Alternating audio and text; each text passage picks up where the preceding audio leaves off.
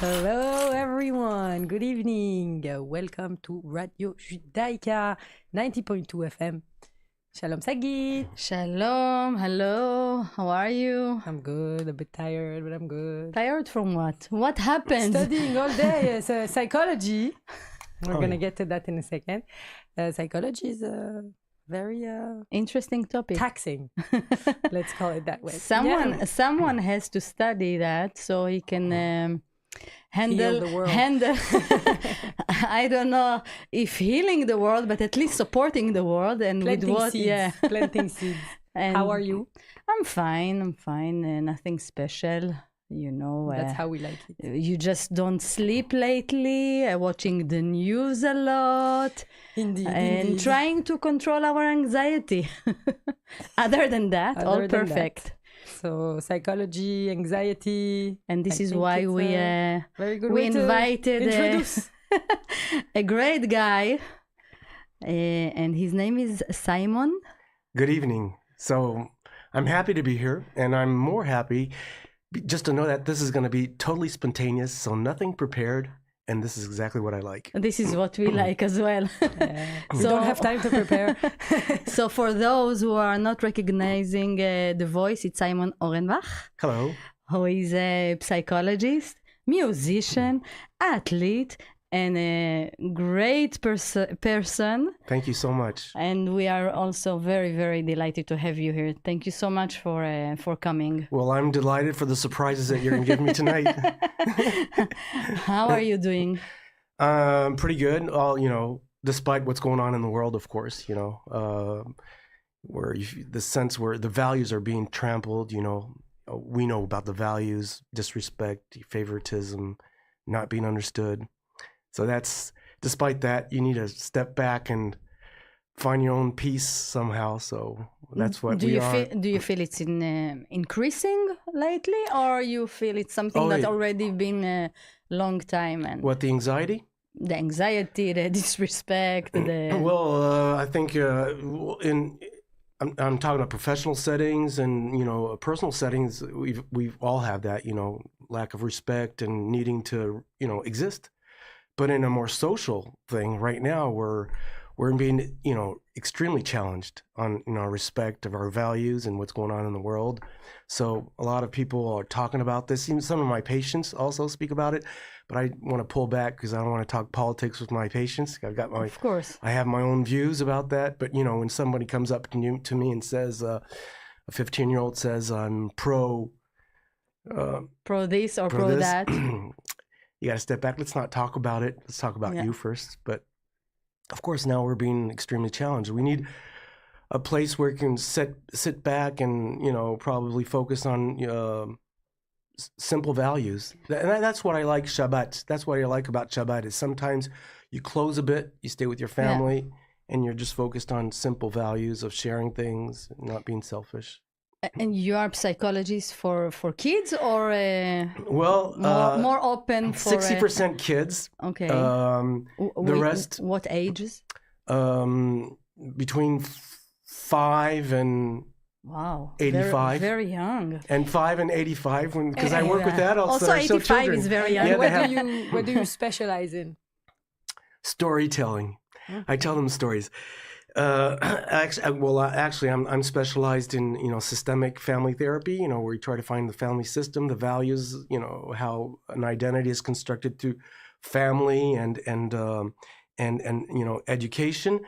I've been trained for trauma. In families you do have trauma. Yeah. Of course, you have all sorts of trauma with harassment. You have, of course. Also narcissistic personalities. We know about this. So if I have to really focus on traumas, then I'll do trauma too. But mainly what I try to do is I try to have people become aware that they do have the tools, and it's not, and we can actually focus on just coaching, life coaching, where we just try to identify values and help children understand that they have to be aligned with their values. And when they're stuck somewhere, it's because perhaps they don't dare to use their values. So I do some storytelling, and once upon a time there was a kid who had values, but somehow his fears suffocates those values. You know, when we're scared, we can't become wise. So I let him just identify those values, which is his identity, and say, hey, if you had a second chance, how would you be able to behave? So I'm a storyteller more than anything else. I have a question regarding the values. Right. You are also coming from a very rich background. Rich background, which is... Yeah, you are from American. Polish American. Ukrainian. Yeah. So it mixed, and it's a different culture. And since you came also from a different culture, when you talk about values, we know that cultures and religions, we have different values. Absolutely. Which is, I guess, not always aligned. Aligned with you. So how do you work on that? Because you don't want to force your values and your point of view on a child also. Absolutely. It comes from somewhere, from a family. Big topic in psychology. Yeah. Yes, of course. Like, for instance, if you're confronted with a child that's from a Muslim background, where the wife or the femininity is probably defined differently, and they're confronted with, and they're here in Belgium, for instance, where they aspire to become independent. Of course, they're being tugged and pulled between the values of education that was transmitted from generation to generation, and then suddenly the aspirations of what's going on in this everyday life, and they're struggling. So we have to help them, of course, respecting their education, but also having them understand that if their sense of freedom means that they're going to have to let go of something, and usually when you let go of something, it's something very difficult. It's like a hot air balloon. You want it to be free and take more height and distance. There are ballasts around the gondola. Yeah, you have to cut big pieces. It's not small, it's big. But then you work only with the child or with the whole family, because it's more complicated if you work only with the child. Then he goes back home. If it's systemic, it's a system. Well, then if now we're talking about children, you're not talking about no, not adults. No. In that case, yes, of course, you need to respect the family system, but also and that's what's difficult. You're in an environment that has cultural differences, and that's the difference between Judaism and probably other religions, is we embrace the culture. When a nation invites us over, it's the law of the nation. It's the law of the nation that comes before, of course. Yeah. And that's where sometimes it's difficult with different cultures. But we let them understand that they have full power to be able to educate their child, but their child right now is struggling. What do we do to help them? So that requires, of course, letting go of something. And some cultures and some families are reluctant. They say there's no way to negotiate. That becomes very difficult. Yeah. And others, in the name of the freedom and the well-being of their child, they're willing to let go of certain things. So that, of course, that's a discussion that you need to take with family, and that's what I do, if that's the case. But I don't always, that doesn't happen very often. Did you, for me, it's a little bit more of a, for you, how you live it question. Have you ever had parents that stopped seeing you for whatever identity differences you might have? I don't think so. It's amazing. Not really. Because actually, I'm very clear, and that's what I say. When I start a session, I said, okay, we're going to have to be brave. That means we have to be brave enough to be honest. These are the ground rules. In my office, we have to be transparent, because you're going to waste your time. I'm going to waste mine, and I'm going to be paid for time that I'll be wasting, and I can't. That's not aligned with my values. I listen to them, then afterwards I do a recap, a summary of what I think I understood, I ask them, does that sound okay? Is there anything, do you think I understand your story? And if they say yes, I said, okay, this is my approach. This is the next step. Are you okay with that? And if they say, okay, let's move on. And I always ask for feedback, not because I want to be judged. I just want to, this is a teamwork. Of course. So I say, this is what I think I understood from you. This is the direction we need to take. For instance, right now, your child is probably suffering of non-recognition or not being important enough in the family, or favoritism. I'm not saying it's your mistake or not. That's how he feels. What can we do about it? What's your action? How can we do that? And so it's a discussion that we have to get, like we were having tonight. Mm-hmm. So it's all extremely, it's really being honest about it and asking if the approach suits them. So that's what so to answer your question, probably in the beginning of as a therapist, I didn't have the experience. I had also, when you don't have experience, sometimes you're afraid to be judged. You want to do the best you can. And sometimes your fear makes your wisdom just shrivel up. Sometimes it happens. But after a while, when you really have experience and you're willing to accept that sometimes you make a mistake, it's okay. Things are much easier. And then afterwards, you have your fan club. They know who you are, Usually it's the mouse to mouse that and works. Apropos fears, you spoke about the place of the child in the family. But what is the most common fear that you find among kids? Among kids, are in the school settings or family settings? Generally in life. You would be able to say if it's more in family or more outside of the family. Yeah. Well, I would say it really depends. I have if I were to try to find some kind of probabilities. In families, it's what's my position within the family, who I am. At first, you get the only child who is important, everything's okay, and then suddenly a sibling pops up. And then he feels that there's favoritism. Some children, feel it that way because they're more needy than others. Yeah. Some children, they're okay. They're in their books. They have their friends. I have a question about that because I have a lot of debates with my friends in case girls are listening to this.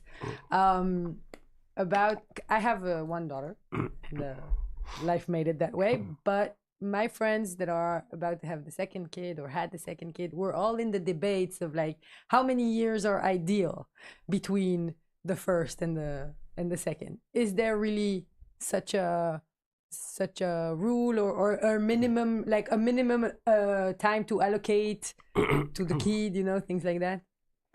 Again, it's each child has its personal sensitivity and needs.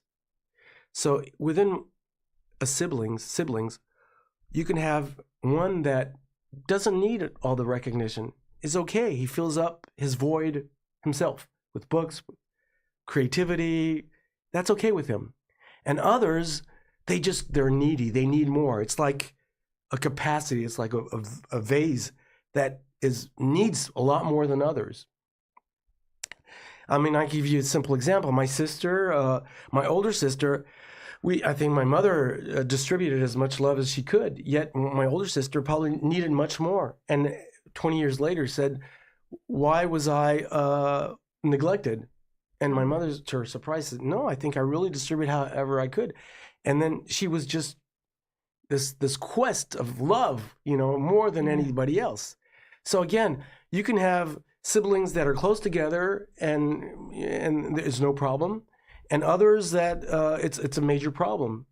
And then you have also siblings where one unfortunately has, some kind of orphan sickness or, a handicap or invalidity. And so it needs special attention at the expense of another who plays the role as if he's the protective sibling. I'm going to protect That's how he's being talked to as well. He acts that way.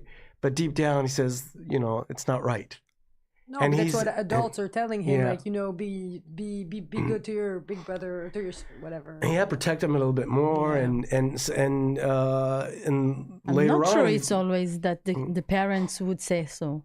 It's not only the parents. Sometimes it's just the it's a situation general and- vibe. yeah. It's like for us as mothers that we have like these pre-constructed ideas that say that we should, you know, behave or do something. I think kids also.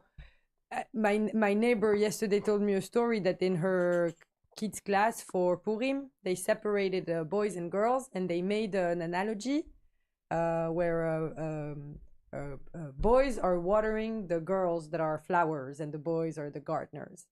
And then we went into a debate a little bit because it's like gender stuff. Is it like already so early? So there is a thing of society, I think, a little bit specifically for caretakers and family members. But I mean there are some cases, I know at least one, that is just life. Yes. It's not that anyone gives the impression or say anything. It's just life. If you have a child that now in life risk and you are totally in that, you know, and I think that, and I'm saying in Hebrew, I think at that moment, even the parent is not fully everybody is aware, loved, of what happens, or that the other child might feel like that. yes, absolutely. Sometimes a child, you know, enters this new rule without it having been directly said, and it's called the parentification, where the child becomes the parent of his sibling, and he has to take the responsibility because he's the vulnerable one. And then later on, he finds out that he did all that, but at the expense of being, you know, an irresponsible child. He was responsible too much. Some of them, it becomes a problem. Others, it's okay. It depends on how sensitive the child is. So again, I don't know what the question was again. Me neither. So I have another question. Do you think that today kids, also adults, but kids suffer more anxiety than previous generations? Absolutely. That is so obvious.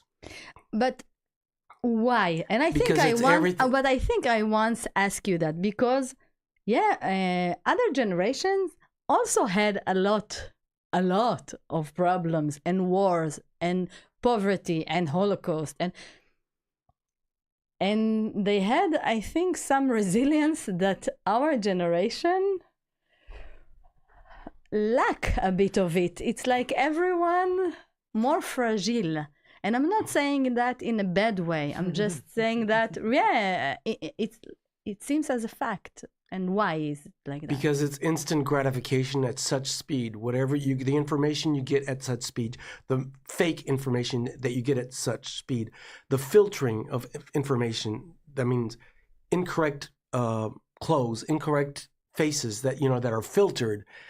When you speak out, the way things lack of spontaneity. When the clips, how the clips are made. When you decide to do something, you edit it fast to make it perfect. Yeah. So it's fast, perfect, and not necessarily spontaneous. So all this is done at such speed, and if you can make a mistake, it's identified at such speed with all the judgments at such speed. With all the likes, unlikes at such speed. Isn't that a source of anxiety? It is. Come on. Absolutely. Don't we feel bad, for instance, as therapists, if for whatever reason, at the time where we're beginning, when you have 2 or 3 patients says, I'm not going to continue with you, unlike. Of course. Okay. Yeah. So you imagine when a kid, he looks in his Instagram or TikTok, or he gets all these comments, unlikes, he loses like 20, 50 likes. You imagine what it does to him? So how do you deal with it? Because this is the world that and by the way, you're right, and it affects not only kids, also adults. Yeah. Why he followed me, unfollowed me, Yeah. liked me, didn't like my story, they view it, but they did not. It bothers a lot of people, adults and young, of course. How can you actually deal with it? Because this is our world. and it's not going to change. Okay, I'll give you a very good example. My daughter, who's a singer, you probably know, she had an agent, she's Ljubljana. She's extremely popular now. And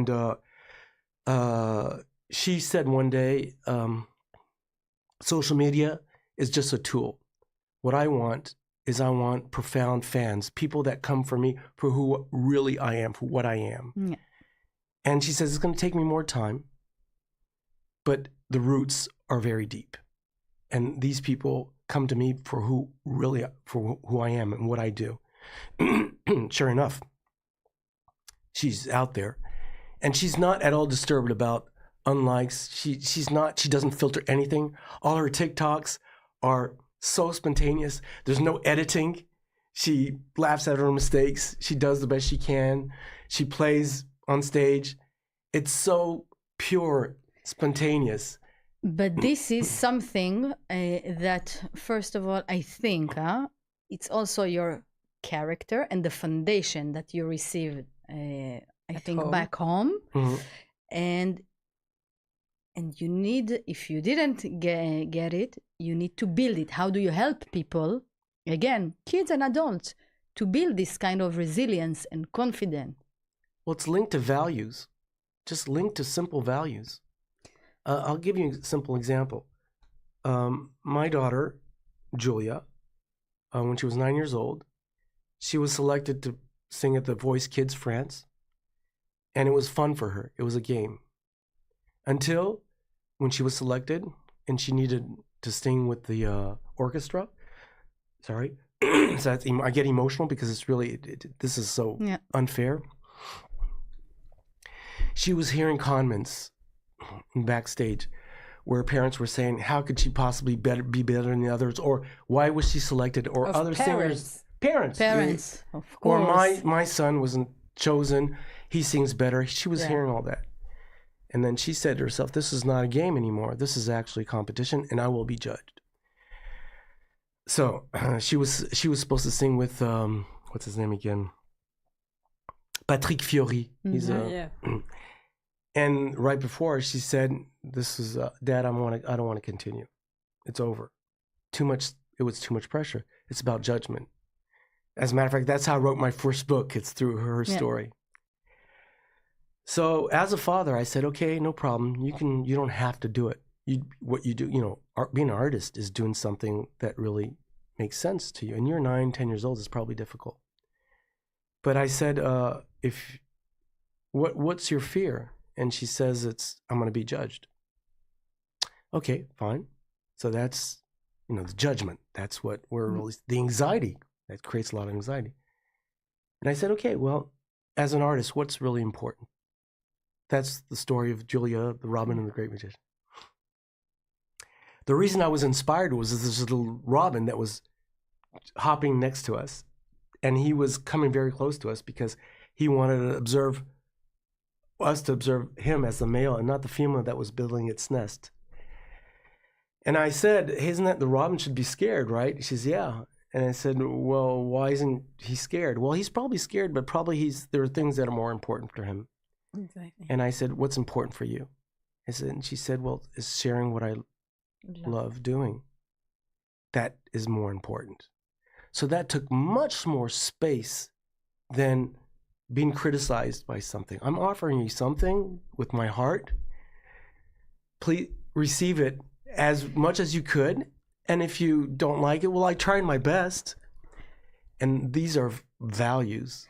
And you as a parent, also a professional person, you were there, you saw it, and she was emotionally also intelligent and mature, probably, to say how she feels. But not all the kids that behind their phone share those things with the parents about they're ashamed. Yeah, ashamed. Exactly. A lot of them have shame. Shame is a disease of the world. Oh, yeah. What signs should a parent maybe... Isolation, changes of behavior, changes of value, lies. It's all that.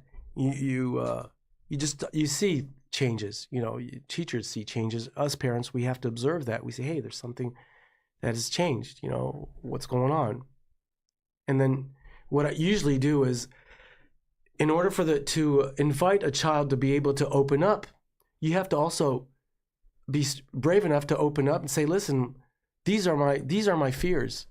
I'm also scared to be judged. These are my fears. And this is what I can do to free myself. I have to be able to counterbalance that with values.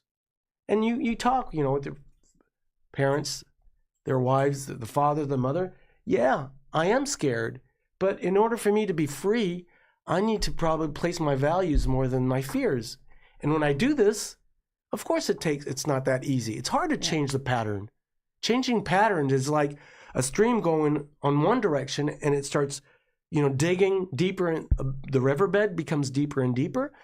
And that stream is probably going into the desert. It's not fertilizing anything. You want the stream, the water to go in one direction that fertilizes something that blossoms. So what you need to do is change the pattern. So in order to change a pattern, you have to dig into, to divert the stream so it goes into another direction. And that's very uncomfortable. It's not comfortable. It's not that easy. But in order to do so, you have to be, if I want freedom, I have to be brave enough to fight, or at least to nurture my values. And it's all about being brave. You mentioned just before your book. Yeah, my books. Your books, Robin and the Great Magician. Oh, yeah, I fell in love with my books. It's good. Yeah. It's amazing to see someone that really passionate and love what he's doing and proud. Yeah, it's great. How much books can really help the kids? Well, okay, I can tell you the power of metaphors. The power of metaphors. Because metaphors, what they do is they transform emotions into actions, into practice, identifying yourself through the emotions. Why, for instance, The Lion King works so much? Because you've got values out there. Why did it create so much? It's one of the Walt Disney's that had, because based on values, father, bravery, not being honor, all that. It's extremely. So, how do I say it?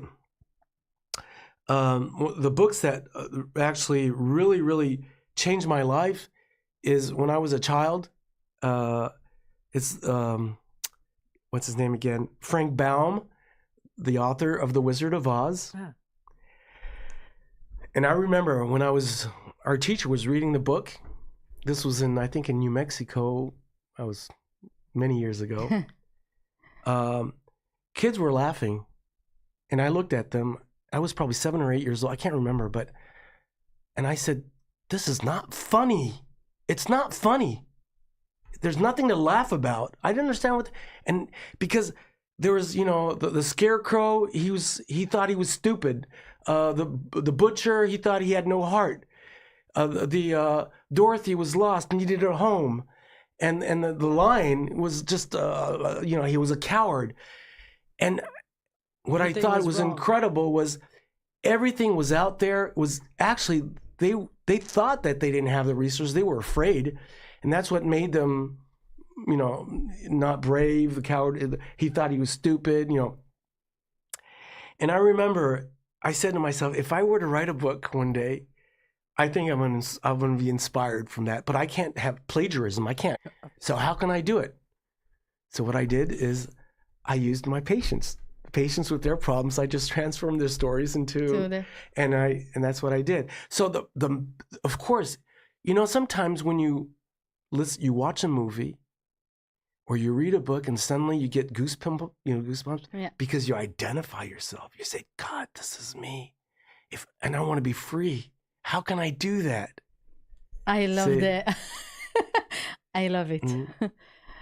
I think books do that much more because of the imagination. Because there's no judgment. Of course. The book is a metaphor. There's no judgment. You're not being judged. You yourself, you collect the information, and you are aware that you're stuck somewhere and you want to be free. How much from the Jewish Judaism? From Judaism, Jewish religion, tradition, philosophy, you bring into your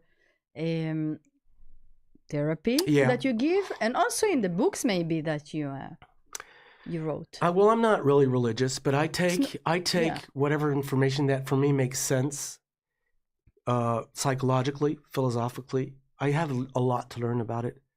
But there's one thing that really struck me is the 40-year, when the Red Sea parts. And for me, it's something that is extremely powerful because for me, we as Jews that were like slaves, among others, we were used to being slaves. We had no idea what it was to be free. And sometimes we would use the same rules as slaves, being free. It was something that was probably outside our concept. So that's one of the reasons that they needed to walk around the desert for 40 years, because that generation was corrupted somehow with these beliefs. Too damaged. But when the Red Sea parts for me, that's how I explain things. I think that's unconscious. This is the unconscious mind. You imagine a sea that opens up and reveals what's on the seabed. You imagine what that means? You're going to cross a sea that unveils, that reveals secrets. Could you imagine if, like, you're walking through the Atlantic Ocean and then you see all these things that are, like shipwrecks and the ocean bed, the depth of it. Isn't that scary sometimes? And you have to go through that. Well, when you open up, you're unconscious and you're ready to reveal, that means you're going to probably discover something that's very scary. And sometimes we don't want it to happen. And our job as a therapist is say, let's be brave. That's part of your life. Let's open up and reveal your fears, your fears, your beliefs, your anxiety, where it comes from, and see if really it makes sense or not. But so you're talking about, how do I use Judaism? Sometimes I all these stories, incredible stories in Judaism, for me, it has a very, very deep psychological meaning, and we need to use this as metaphors, and very well. I can't remember exactly what the acronyms are. I have to look through my WhatsApp, because my cousin, I'm just doing this right here. My cousin sent me this. Pardes, of course. It means pshat, Ramet. Could you yes, read I can explain that quickly. Yeah. There, I'm going to go in English without all the explanation, but basically there's four levels to the understanding of the text of the Torah. Yeah. The first is pshat, because it's pashut, it's simple, it's the story, it's what you would see on a screen, what we have been told a lot. Then you have remez, remez, which actually means a hint, which is un indice, and that is that you can find messages within the text to understand the bigger point. And then Pardes, Dalet is Drash, which are the demands, Lidrosh. And that is the rules, the things that we need to apply to practice to reach the final level. That is Sod. And Sod is the secret. Yeah. But if we go to all these approaches, Judaism, one of my favorite topics here in philosophy part, when you look at that, it's pretty much the gist for everything else. I mean, the book, the super famous book that's called The Secret, that people, power of manifestation and all these things, kind of comes down to all the same things like that. And the Pardes is a very good metaphor for that. Well, absolutely. So in other words, in metaphors, you've got the deeper meaning, the deeper meaning. And which is, of course, for me, it's one of the most powerful tools. Unfortunately, I can't remember who was a specialist in metaphors when I studied. I can't remember that. But the power of metaphors is a therapeutic tool. It is. Since we will probably soon have to finish, we have time. So I would like to touch different topics that are part of your life, which is running the marathons and music and you're laughing, but I'm laughing see that because you are. Yeah, it's because it's intimate. It's extremely intimate. But it's so intimate. Ultra marathons is intimacy. It's being alone with yourself, alone with your resources, is incredible humility. You can't do ultra marathons if you're not humble enough, because it's. When you say ultra marathon, what exactly does it mean? It's running 250 kilometers in the desert, in rain, hail, sub-zero temperatures up to 45 degrees. When did you start doing it? I only started about 5 years ago, but I was always a runner. Okay. And I said to myself, now I need to see what's behind all that. That's like the Red Sea part. Yeah. Where can I? So it's really this quest of finding your resources and not being totally. I mean, you run with people, of course. You get this camaraderie because you're in the same vibe, the same quest. But when you run, you're with people, but you're alone sometimes because there are not many people out there. You got 90 runners and 250 kilometers. We're spread out. There's nobody out there anyway. But it gives me a sense of deep, deep purpose, of unity, being part of something, being part of nature, being part of your own yourself. There's also a sense of there's love. There's a lot of love. Love helps you a lot because when you run, and then suddenly you have cyber tents. So the organization has sometimes after each not checkpoint, but after each stage, you have you run 40 kilometers a day, then you finish the stage, and then you've got cyber tents where you can sometimes, you have, tracers that trace you, where you're running. Yeah. And then suddenly you have an email that pops up and says, Dad, I'm with you. Wow. I don't know why you start crying. It's like, wow. I'm with you. So it's more difficult physically or it's mentally, emotionally? It depends. Because it depends. Physically, it could be extremely difficult one day, and you say, why am I doing this thing? This is crazy. And sometimes you fly. You just fly. Sometimes you're in the zone and you fly, you run, and you don't feel any at all being tired. Why the desert? The desert? Probably because I was brought up in Clovis, New Mexico, so I was in the desert thing. Probably because I'm Jewish and there's something about desert about that. Probably also it's the simplicity of it all. Sand. Nakedness. Yeah. It's also the challenge, and it's, I don't know, it's probably, I always loved running in the desert. It's the funny story. When I went to Eilat, this was like 20 years ago. It was noontime and I was running with my bag and a couple of bottles of water, and I was inland. It was noontime Eilat. Imagine what it is. And then I was about 4 kilometers inside. It's beautiful. Yeah, you climb mountains. It's amazing. They're easy. It's easy. Yeah. It's my favorite view. And so I was 4 kilometers inside when it's really hot. It's not that easy, but I found it pretty fun.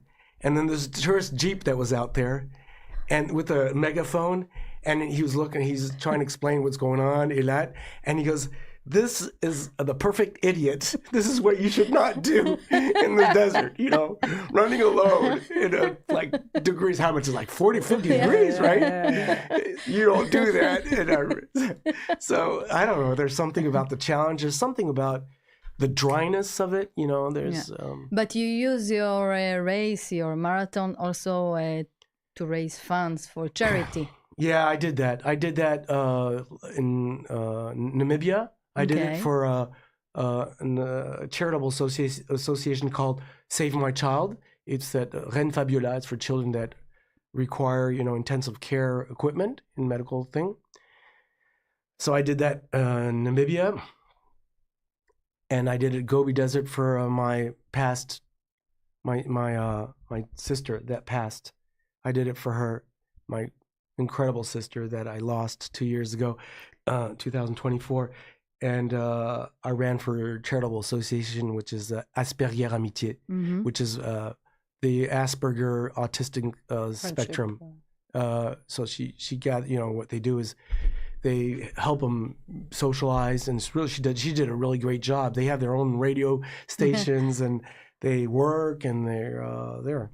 So I raised some funds in Gobi Desert, which for me was a big responsibility, because I said that's going to be kind of stupid if I just withdraw within the next couple of days. It's kind of stupid, and that really added anxiety because it was on my shoulder. But also motivation. Yeah, I was about to say it's both. It's both. Yeah, and the thing is, I was running with this banner in my pocket, and banner of my sister in my pocket, and I said I'm not going to pull it out until I finish. So I was like stage 1, stage 2, stage 3. And stage 3, when you're stage 3, you know pretty well that you're going to finish, because the last stage is only like 10 kilometers. The other ones are like 80. It was like stage 5 or stage 6, I think. And then I was there with and I said, that was the last stage. I said, yeah, I'm going to do it. And then there I just like picked up so much speed. I was just flying. And then I'm going to pull it up. And when I reached the finish line, I just pulled the banner, and my face was in the sky. I said, Miriam, we did it. Amazing. Yeah. We did it. Yeah. When we ask you to send some words about yourself, to sum you up. Yes, your 5 words were go, share, get, grateful, and stay happy. Yeah. First of all, why those 5, and which one is the most important today? That's a very, very good question. Well, they weren't that way a couple of years ago. But go is to live. You can't, it's an action. A plant goes, animals goes. You go, it's an action, but you have to go in the right direction. The right direction is your values. Go. Share, I got it from my sister. So, beautiful. It's very. It's okay. She says, Simon, you can have as much talent you want. If you don't share, it's worthless. You have to learn how to share. And sharing, it gives you so much energy. So this is recent. I had that 2 years ago. I didn't have that before. And when you share, you get back. Yeah, it's magical. It's magical. What's the third one? Get. Go get. Well, the get is probably share and get.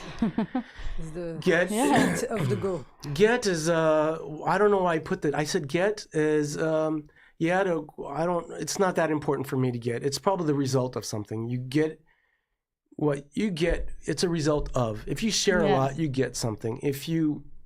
So I wouldn't put that in priority. Go on. Grateful, yeah. So what I said is we're all frustrated, right? We all are frustrated. And I have this right here, this Post-it. It's always here. I said, okay, you're frustrated. Identify your frustrations. So at least you're not in one condition. You identify things you're grateful for. If you want to, okay, but identify things you're grateful for. So you can counterbalance that. Yeah. So, what did I say? What was that? The last one or grateful? Right before grateful. Grateful is that. Grateful is a great tool that dissolves frustration for me. And stay happy. Stay happy is my name. Simcha is my name. My name is Simcha, and in Judaism, the name carries you.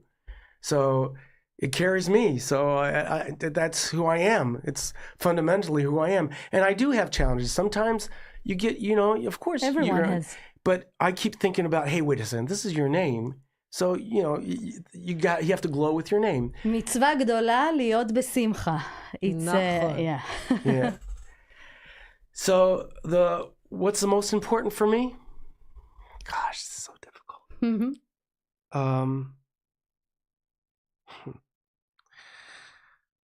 It's like you're asking prefer your left or your right eye. So you know what? Right.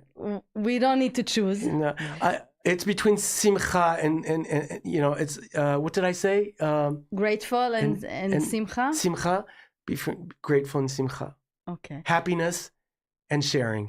So we are very, very... No, sharing okay. and simcha. Happiness and... So we are very grateful that you shared with us your time today. Wow. And we wish you a lot of simcha. Yes. A lot of simcha, and that you will continue with these amazing things that you give and you share. And we wish you really, really all the best. Thank you so much for coming. Well, thank you. Thank you for your incredible, relevant, intelligent, and sensitive questions, because without these questions, I can't be inspired. So it's through your questions. I appreciate the compliment, but yes, thank you really for coming. And thank you all our listeners. Yes, thanks a lot. Indeed. And until next time. Only the best for everyone. Radio Judaica, and we're all hoping for better days. Amen. Amen.